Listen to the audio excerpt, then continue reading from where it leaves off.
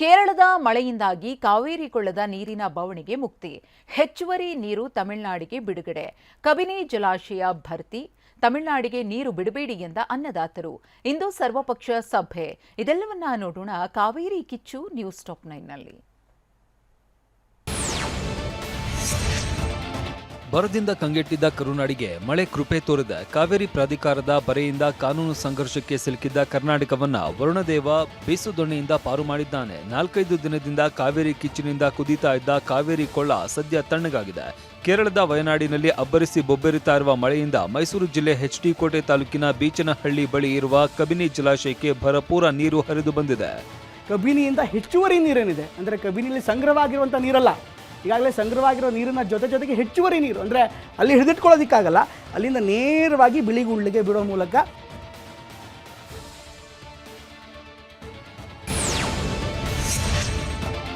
$19.52 ಗರಿಷ್ಠ ಟಿಎಂಸಿಯ ಕಬಿನಿ ಜಲಾಶಯ ಭರ್ತಿಯಾಗಿದ್ದು ಸದ್ಯ ಜಲಾಶಯದಲ್ಲಿ 17.09% ನೀರು ತುಂಬಿದೆ. ಒಳಹರಿವು 17,000 ಕ್ಯೂಸೆಕ್ ಇದ್ದು 12,000 ಕ್ಯೂಸೆಕ್ ಹೆಚ್ಚುವರಿ ನೀರನ್ನ ಕಪಿಲಾ ನದಿಗೆ ಬಿಡಲಾಗಿದೆ. ಅರ್ಥಾತ್ ಇದು ಕಾವೇರಿ ನದಿ ಸೇರಿ ತಮಿಳುನಾಡಿಗೆ ತಲುಪಲಿದೆ. ಈ ಬಗ್ಗೆ ಪ್ರತಿಕ್ರಿಯಿಸಿರುವ ಡಿಕೆ, ಡ್ಯಾಂ ತುಂಬಿದೆ, ನೀರು ಬಿಡಲೇಬೇಕು, ಹಿಡಿದಿಟ್ಟುಕೊಳ್ಳೋದಕ್ಕೆ ಆಗಲ್ಲ, ಯಾರು ನದಿಗೆ ಇಳಿಬೇಡಿ ಅಂತ ಮನವಿ ಮಾಡಿದ್ದಾರೆ. ವರುಣ ತಾಯಿ ಕಾವೇರಿ ಇವತ್ತು ಕೃಪೆ ನಮ್ಮ ಮೇಲೆ ತೋರಿಸಿದ್ದಾರೆ. ಹೋರಾಟಗಾರರು ಹಂಗಂತ ನೀರು ಹಿಡಿತೀನಿ ಅಂತ ಯಾರು ಹೋಗ್ಬಿಡಿ, ಅಲ್ಲಿ ಹೋಗಿ ಅಡ್ಡಗಿಡ್ಡ ಮಲಗಕ್ಕೆ ನೀರನ್ನ ನಾವು ಬಿಡುದಿಲ್ಲ ಅಂತ ಹೇಳಿ ಯಾರ ಪ್ರಾಣನೂ ಹೆಚ್ಚು ಕಮ್ಮಿ ಆಗಬಾರ್ದು. ಯಾಕೆಂದ್ರೆ ನಾನು ನೋಡಿದೆ ಅಲ್ಲೆಲ್ಲ ಒಳೆ ನಿಂತ್ಕೊಳ್ಳೋದು, ಅಡ್ಡ ನಿಂತ್ಕೊಳ್ಳೋದು, ನೀರು ಬಿಡುದಿಲ್ಲ ಅನ್ನೋದು, ಸರ್ಟಿಫಿಕೇಟ್ ಹಾಕೋದು ಯಾವ್ದೋ ಸಂದರ್ಭದಲ್ಲಿ ಹಂಗಂತ ಹೋಗಿ ಒಳೆಯಲ್ಲಿ ಅಡ್ಡ ನಿಂತ್ಕೊಳ್ಳೋದು, ನೀರು ಹೋಯ್ತಾ ಇದೆ ಅಂತ ಹೇಳೋದು, ಕೆಳಗಡೆಯಿಂದ ಹೋಗ್ತಾ ಇದೆ. ಈಗೆಲ್ಲ ನಾನು ನಿಲ್ಸಕ್ಕಾಯ್ತಿದ್ದೆ ಇಲ್ಲಿ, ನಾನು ನಿಲ್ಲಕ್ಕೆ ಆಗುದಿಲ್ಲ. ಈಗ 40,000ಕ್ಕೂ ಮೇಲೆ ಮುಟ್ಬಿಟ್ಟಿದೆ ಇನ್ಫ್ಲೋ. ಈಗ ನಾನು ಬಿಡುದಿಲ್ಲ ಅಂತ ನಾನಾಗ್ಲಿ, ಯತೀಂದ್ರಾಗ್ಲಿ, ಸಂಘಟನೆಗಾರರಾಗ್ಲಿ ನಾವೆಲ್ಲ ಹೇಳಿದ್ರೆ ನೀರ್ನ ಹಿಡ್ಕೊಳಕ್ ನಮ್ಗೆ ಆಗುದಿಲ್ಲ. ಹಿಡ್ಲಿಕ್ಕೆ ಸಾಧ್ಯನೇ, ಹೋರಾಟಗಾರರು ಹೋಗಲ್ ಮಲಗ್ಲಿಕ್ಕೆ ಸಾಧ್ಯನೇ. ಹಂಗಂತ ನೀರ್ ಬಿಡುದಿಲ್ಲ ಅಂತ ಹೇಳಿ ದಯವಿಟ್ಟು ಹೋರಾಟಗಾರರು ಯಾರು ಹೋಗ್ಬಾರ್ದು. ಅಲ್ಲಿ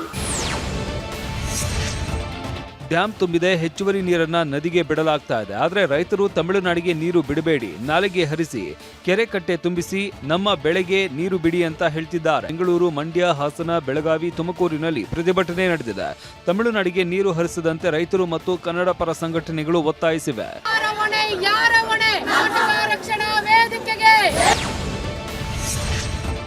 ಕೊಡಗು ಭಾಗದಲ್ಲೂ ಭಾರೀ ಮಳೆಯಾಗ್ತಾ ಇದೆ. ಭಾಗಮಂಡಲದ ತ್ರಿವೇಣಿ ಸಂಗಮ ಸ್ನಾನಘಟ್ಟ ಮುಳುಗಡೆಯಾಗಿದೆ. ಇದರಿಂದ ಹಾರಂಗಿ ಜಲಾಶಯದ ಒಳಹರಿವು ಹೆಚ್ಚಾಗಿದೆ.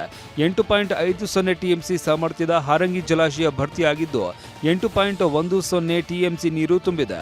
ಒಳಹರಿವು 9,896ರಷ್ಟಿದ್ದು ಹೊರಹರಿವು 10,058 ಕ್ಯೂಸೆಕ್ ಇದೆ. ಈ ಹೊರಹರಿವಿನ ನೀರು ಮಂಡ್ಯ ಕೆಆರ್ಎಸ್ ಡ್ಯಾಂಗೆ ತಲುಪಲಿದೆ.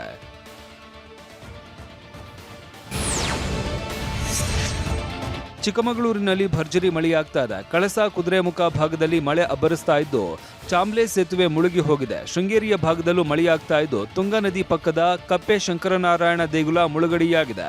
ಇದರ ಜೊತೆಗೆ ಮೂಡಿಗೆರೆ ಮತ್ತು ಹಾಸನದ ಸಕಲೇಶಪುರ ಭಾಗದಲ್ಲಿ ಮಳೆಯಾಗ್ತಾ ಇರೋದು ಹೇಮಾವತಿ ನದಿಗೆ ವರದಾನವಾಗಿದೆ. ಹೇಮಾವತಿ ನದಿಯ ಒಳಹರಿವು ಹೆಚ್ಚಾಗಿದೆ.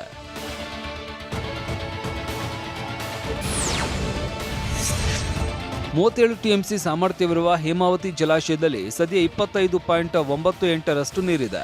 ಒಳಹರಿವು 11,686ರಷ್ಟು ಕ್ಯೂಸೆಕ್ ಇದ್ದು ಹೊರಹರಿವು ಕೇವಲ 500 ಕ್ಯೂಸೆಕ್ ಇದೆ. ಈ ನೀರು ಕೂಡ ಕೆಆರ್ಎಸ್ಗೆ ಬರಲಿದೆ. ಕೊಡಗು ಭಾಗದ ಮಳೆ, ಚಿಕ್ಕಮಗಳೂರಿನ ಮೂಡಿಗೆರೆ, ಹಾಸನದ ಸಕಲೇಶಪುರ ಹಾಗೂ ಕೆಆರ್ಎಸ್ ಜಲಾನಯನ ಪ್ರದೇಶದ ನೀರು ಕೆಆರ್ಎಸ್ನತ್ತ ಬರ್ತಾ ಇದೆ. ಮಳೆ ಮುಂದುವರೆದರೆ ಕೆಆರ್ಎಸ್ ಕೂಡ ಭರ್ತಿಯಾಗಲಿದೆ.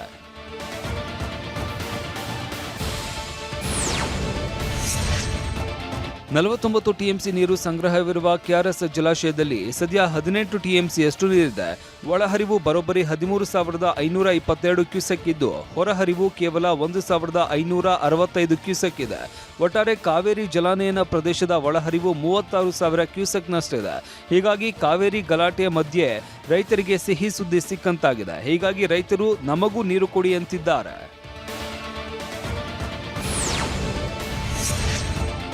ಇವತ್ತು ಸರ್ವಪಕ್ಷಗಳ ಸಭೆ ನಡೆಯಲಿದ್ದು ಇವತ್ತಿನ ಸ್ಥಿತಿಗತಿ, ಕಾವೇರಿ ಕೊಳದ ಸ್ಥಿತಿ ಬಗ್ಗೆ ಚರ್ಚೆ ಆಗಲಿದೆ.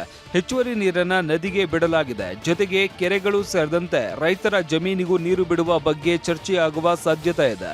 ರೈತರ ಹಿತ ಕಾಪಾಡೋದಕ್ಕೆ ಬದ್ಧ ಅಂತ ಡಿಕೆ ಹೇಳಿದ್ದಾರೆ. ನ್ಯಾಯಾಲಯಕ್ಕೂ ಗೌರವ ಕೊಡಬೇಕು, ರೈತರನ್ನು ಬದುಕಿಸಬೇಕು. ಈ ರಾಜ್ಯದ ರೈತರ ಹಿತ ಕಾಪಾಡಲು ನಮ್ಮ ಬದ್ಧತೆ ಇದೆ. ನಮ್ಮ ಲೀಡರ್ಸ್ ಏನು ಹೇಳ್ತಾರೆ, ಲೀಗಲ್ ಟೀಮ್ ಏನು ಹೇಳ್ತಾರೆ, ನಮ್ಮ ಮಾಜಿ ಮುಖ್ಯಮಂತ್ರಿಗಳು ಏನು ಹೇಳ್ತಾರೆ, ಆ ಭಾಗದ ನಾಯಕರುಗಳೆಲ್ಲ ಏನು ಹೇಳ್ತಾರೆ, ಅವ್ರ ಮಾತು ಕೇಳಿ. ಕಾವೇರಿ ಪ್ರಾಧಿಕಾರದ ಆದೇಶದಿಂದಾಗಿ ಕರುನಾಡು ಸಂಕಷ್ಟಕ್ಕೆ ಸಿಲುಕಿದ್ದು ತಮಿಳುನಾಡಿಗೆ ನೀರು ಹರಿಸುವುದು ಹೇಗೆ ಅನ್ನೋ ಚಿಂತೆ ಬಿದ್ದಿತ್ತು. ಆದರೆ ಕೇರಳದ ಮಳೆ ವರದಾನ ಆಗಿದ್ದು ಪ್ರಾಧಿಕಾರದ ಆದೇಶಕ್ಕಿಂತ 7 ಪಟ್ಟು ಹೆಚ್ಚು ನೀರು ಕಬಿನಿಯಿಂದ ತಮಿಳುನಾಡಿಗೆ ಹೋಗ್ತಾ ಇದೆ. ತಮಿಳುನಾಡಿಗೆ ನೀರು ಬಿಟ್ಟು ಈಗ ಸಭೆ ಕರೆದಿದ್ದಾರೆ ಅಂತ ಬಿಜೆಪಿ ಶಾಸಕ ಅಶ್ವಥ್ ನಾರಾಯಣ್ ಕಿಡಿಕಾರಿದ್ದಾರೆ.